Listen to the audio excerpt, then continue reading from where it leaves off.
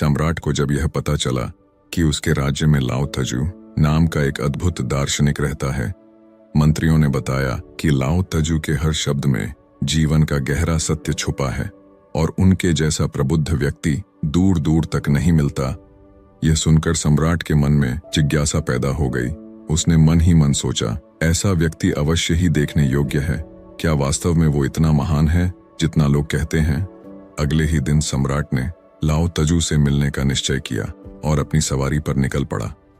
लाओ तजू एक शांत से कस्बे में रहते थे। रास्ता बहुत लंबा और थकाऊ था, लेकिन सम्राट के मन में उत्सुकता का सैलाब उमड़ रहा था। बीच रास्ते में जब सम्राट ने राहगीरों से लाओ तजू के बारे में पूछा, तो हर किसी ने लाओ तजू की बुद्धिमत्ता और सादगी की प्रशंसा की। कोई कहता, उनके शब्दों में ऐसी शक्ति है जो इंसान की सोच बदल देती है, तो कोई कहता, लाओ तजू ने मुझे अपने जीवन का अर्थ समझा दिया। सम्राट हर सुनाई गई बात को मन ही मन दोहराता और सोचने लगा, लाओ तजू निश्चित ही बहुत बुद्धिमान होंगे और किताबों और शिष्यों से घिरे हुए एक बड़े महल में रहते होंगे। यात्रा के बाद जब सम्राट लाओ तजू की झोपड़ी के पास पहुंचे, तो झोपड़ी के बाहर एक साधारण सा मजदूर मिट्टी के सने हाथों से छोटी सी बगिया में पौधों की देखभाल कर रहा था। उसके कपड़े साधारण थे, नंगे पैर और चेहरे पर पसीने की बूंदें चमक रही थीं। सम्राट ने ठहर कर पूछा, अरे बागवान महोदय, लाओ तजू कहाँ हैं? मैं उनसे मिलने आया हूँ। मजदूर ने विनम्रता से सिर झुकाया और मुस्कुराते हुए कहा, श्रीमान, आप भीतर जाकर बैठिए, मैं अभी लाओ तजू को बुलाता हूँ। सम्राट झोंपड़ी के अंदर जाकर बैठ गया। वहां एक साधारण सी चटाई और कुछ मिट्टी के दिए जल रहे थे। सम्राट सोच में डूब गया कि इतने महान व्यक्ति के निवास का ऐसे हाल क्यों है। कुछ देर बाद वो मजदूर झोंपड़ी के भीतर आया। उसने सम्राट को प्रणाम किया और कहा, नमस्कार श्रीमान। सम्राट ने चौंक कर पूछा, अरे आप तो वही बागवान हैं जो बाहर काम कर रहे थे। लाओ तजू कहाँ हैं? उनको बुलाओ, मैं उनसे मिलना चाहता हूँ। मजदूर ने शांत स्वर में उत्तर दिया, माफ करें महाराज, लेकिन मैं ही वह बागवान हूँ और मैं ही लाओ तजू हूँ। मैं बगिया में अपना छोटा सा काम निपटा रहा था, इसलिए आपको इंतजार करना पड़ा। सम्राट को यह सुनकर अपार आश्चर्य हुआ। उसने एक गहरी सांस ली और कहा, आप जैसे साधारण व्यक्ति की बहुत महानता सुनी है, लेकिन अब देख भी लिया। मैं आपकी विनम्रता और सरलता से बहुत प्रभावित हूँ। लाओ तजू ने मुस्कुराते हुए कहा, महाराज, सरलता में ही तो जीवन का सत्य छुपा है। अब कृपया आप बताइए, आप किस उद्देश्य से आए हैं? सम्राट ने उत्सुकता भरे स्वर में कहा, मुझे बताया गया है कि आप जैसा असाधारण व्यक्ति पूरे राज्य में और कोई नहीं है। इसी कारण मैं आपसे मिलने चला आया।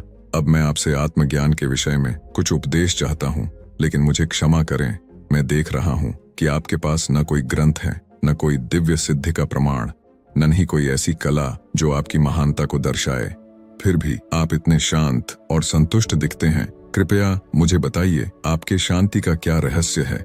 लाओ तजू ने शांत मुस्कुराहट के साथ उत्तर दिया, महाराज, इसका उत्तर देने के लिए सुबह का समय सही रहेगा।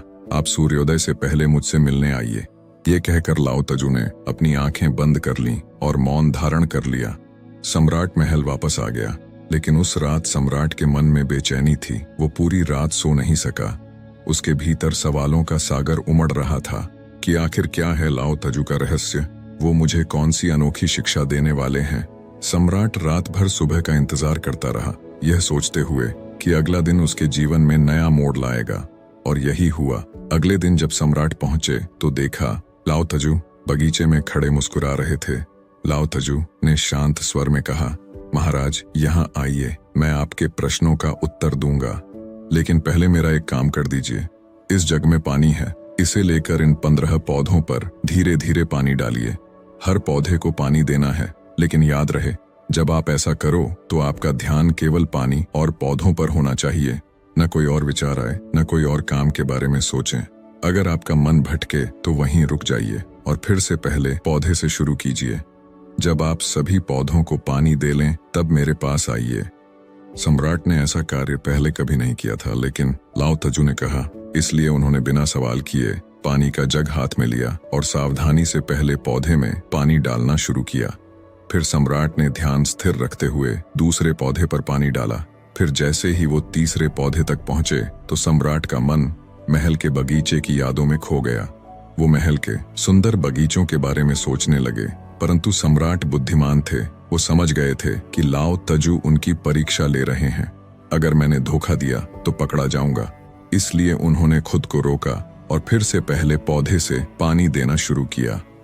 सम्राट ने इस बार और ध्यान लगाकर पहले और दूसरे पौधों को पानी दिया, लेकिन जब तीसरे पौधे तक पहुंचे तो उनका मन सुंदर नदी में उलझ गया। वो सोचने लगे कि अगले महीने नाव से नदी में यात्रा करूंगा। एकदम सम्राट को समझ आया कि मन भटक गया है। अब सम्राट की बेचैनी बढ़ने लगी। उन्होंने गहरी सांस ली और एक बार फिर पहले पौधे के पास लौट आए। उनके भीतर निराशा और जिज्ञासा बढ़ रही थी। वो सोच रहे थे, क्या मैं कभी ये कार्य सही से कर पाऊंगा? ये साधारण सा कार्य इतना कठिन क्यों लग रहा है? सम्राट जितनी अधिक कोशिश करता उतना ही अधिक वो अपने मन के विचारों में उलझ जाता। कभी महल की चिंताएं, कभी युद्ध की योजनाएं और कभी भविष्य की योजनाएं। हर बार उसका ध्यान भटक जाता। धीरे धीरे शाम होने लगी, लेकिन सम्राट आखिरी पौधे तक पहुंच ही नहीं सका। थककर और हार मानकर वो जमीन पर बैठ गया। उसकी सांसें भारी थीं और चेहरा चिंता से भरा हुआ था। तभी लाओ तजू उसके पास आए और मुस्कुराते हुए बोले, महाराज, मैं आपकी ईमानदारी और प्रयास से बहुत प्रसन्न हूँ। आपने हर बार रुककर फिर से शुरुआत की। यह आपके सच्चे मन और धैर्य का प्रतीक है। लाओ तजू ने अपनी शांत आवाज में आगे कहा, अब मेरी बात ध्यान से सुनिए। जब मन विचारों से खाली होता है तब उसमें मन का असली स्वरूप प्रकट होता है। इसे हम साइलेंट अवेयरनेस कहते हैं। ये वही अवस्था है जहां कोई शोर नहीं होता, केवल मन की शांति और जागरूकता का अनुभव होता है। लाओ तजू ने कहा, जब तुम इस अवस्था में होते हो तो साधारण सा काम जैसे इन पौधों को पानी देना भी तुम्हें असीम ज्ञान और शांति का अनुभव करा देता है। और यही जीवन का सत्य है कि शांति हर समय मौजूद है। सम्राट गहरी सोच में पड़ गए। लाओ तजू के शब्दों ने उनके मन को छू लिया, जैसे कोई हल्की सी हवा उनकी आत्मा को झकझोर गई हो। वो समझ गए कि यह साधारण सा अभ्यास वास्तव में एक गहरा सबक था। सम्राट ने कहा, लेकिन ये सब संभव कैसे है? जब हम कोई काम करते हैं तो विचार हमें लगातार परेशान करते रहते हैं। ऐसा लगता है जैसे हमारा मन कभी शांत ही नहीं हो सकता। लाओ तजू ने मुस्कुराते हुए जवाब दिया, राजा, तुम पौधों को पानी नहीं डाल रहे थे। तुम बस यह काम जल्दी खत्म करना चाहते थे ताकि मुझसे बातें कर सको। यही तुम्हारी परेशानी की जड़ है। जब तुम्हें काम खत्म करने की जल्दी हो तो वो काम बोझ लगने लगता है और तुम इस पल में ठहर नहीं पाते। लाओ तजू ने गंभीर स्वर में कहा, अगर तुम इस पल की अहमियत समझते और केवल पौधे और पानी पर ध्यान केंद्रित करते तो कोई विचार तुम्हें परेशान नहीं करता। सम्राट ने सिर हिलाते हुए कहा, मैं समझ रहा हूं कि इस पल में रहना जरूरी है, लेकिन यह बहुत कठिन है। क्या मुझे इसके लिए अकेले रहकर तपस्या करनी पड़ेगी? लाओ तजू ने धीरे से कहा, शांत मन तो पहले से ही तुम्हारे भीतर मौजूद है। इसके लिए जंगल जाने की कोई जरूरत नहीं। सबसे पहले अपनी सांसों पर ध्यान देना सीखो। जब तुम अपनी सांसों को महसूस करते हो तो तुम्हें समझ आता है कि मन की शांति तुम्हारी हर सांस के साथ बनी हुई है। लाओ तजू ने आगे कहा, इसके बाद जब तुम काम करते हो तो सांसों पर ध्यान बनाए रखो।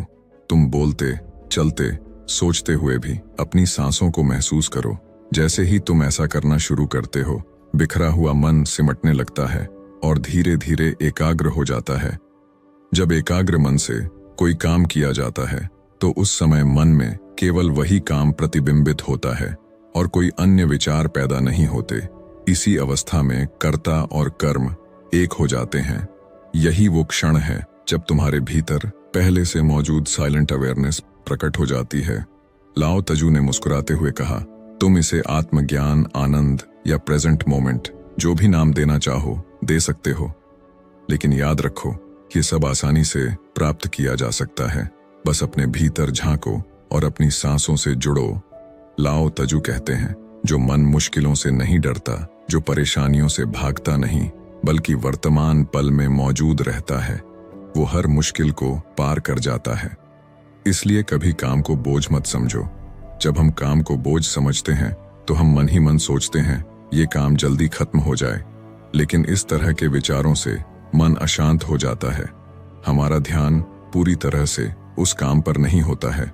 हम उस काम में होते हुए भी कहीं और खोए रहते हैं। इस तरह हमारा ध्यान बंट जाता है और हम काम को पूरी लगन से नहीं कर पाते। इसलिए काम शुरू करने से पहले कुछ पल शांत बैठकर अपनी सांसों पर ध्यान केंद्रित करो। अपनी सांसों को आते जाते महसूस करो। जब तुम अपनी सांसों पर ध्यान केंद्रित करते हो तो तुम्हारा मन शांत होता है और तुम वर्तमान पल में होते हो और अपने काम को पूरी लगन से डूब कर पाते हो। दोस्तों, अगर इस कहानी ने आपकी किसी भी उलझन को सुलझाया है तो हमें कमेंट्स में जरूर बताओ और वीडियो को लाइक करके एक ऐसे दोस्त को शेयर करो जिसके जीवन में ये वीडियो काम आए। साथ में पीसफुल कर्मा चैनल को सब्सक्राइब